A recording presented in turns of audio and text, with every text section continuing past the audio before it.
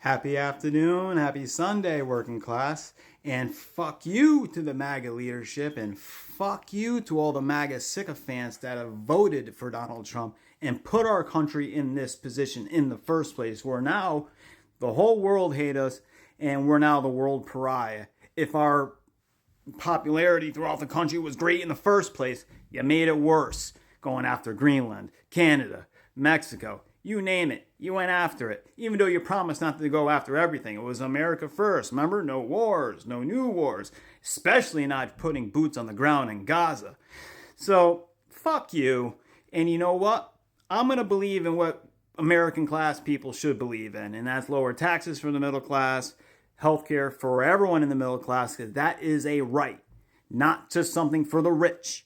We're not in the Great Depression anymore, even though Trump is trying to make our tariff rules just like the Great Depression rules, and that will spin us into another Great Depression if the recession hasn't already started.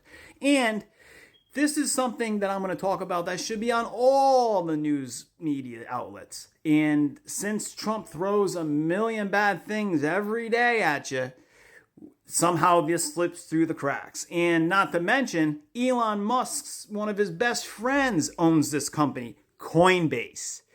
Coinbase is trying to join the S&P 500, which will benefit their company greatly. Now, this is a company that has so many investigations against them through the SEC and so many investigations through the Consumer Financial Protection Bureau, the scam police, that Elon Musk went in and basically cut their funding and stopped all the investigations for the most part against them.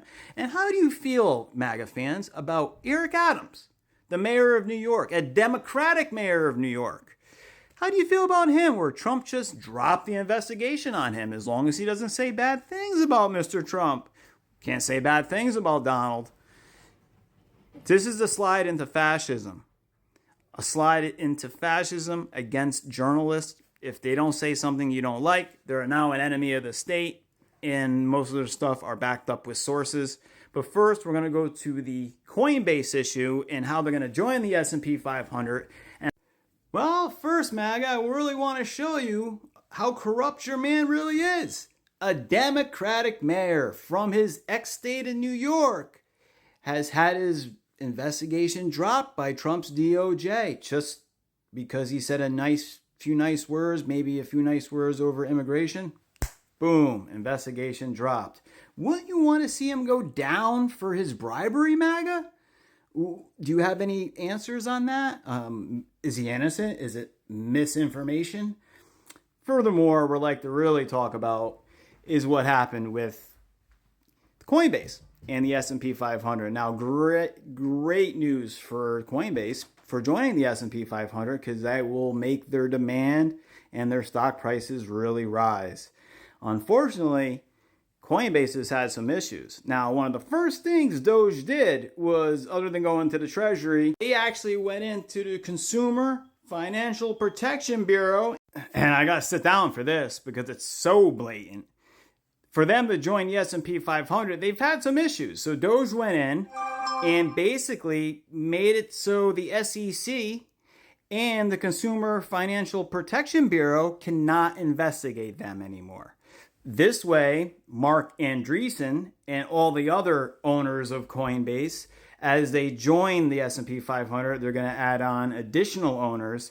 So they will make money, as you will see. And one of the owners is famously connected to BlackRock, a company that buys up all the single-family housing in southern United States and then rents it to the American working people.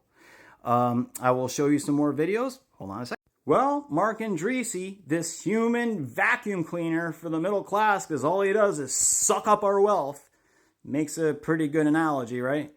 And if he can't suck up our wealth the right way, he'll donate as much money as it takes to suck up wealth that way. He's a grifter. He lied to Joe Rogan for over 3 hours. I don't know how Joe Rogan did not ask any tough questions because they were obvious lies. The Consumer Financial Protection Bureau does not debank people. They do the opposite. They make sure people are not debanked. Oh my God, not one tough question to the guy. He is a piece of crap. He's a piece of shit, should I say. And he believes in something called like techno-optimism, which is basically leads to techno-futilism because the techno companies or any technology company will now own the world. And that's the way he looks at the world. AI is going to rule it. Everything else is going to rule it. And us people, we're going to take a back seat. So I'm going to show a couple things that he's not only going to benefit from Coinbase joining the S&P 500, which wasn't his company in the first place, but he's a grifter, so that's what grifters do. Millionaires will muscle their way in. And a couple other facts about him. He's not a good person, but not a good person is probably number one on all the resumes for MAGA.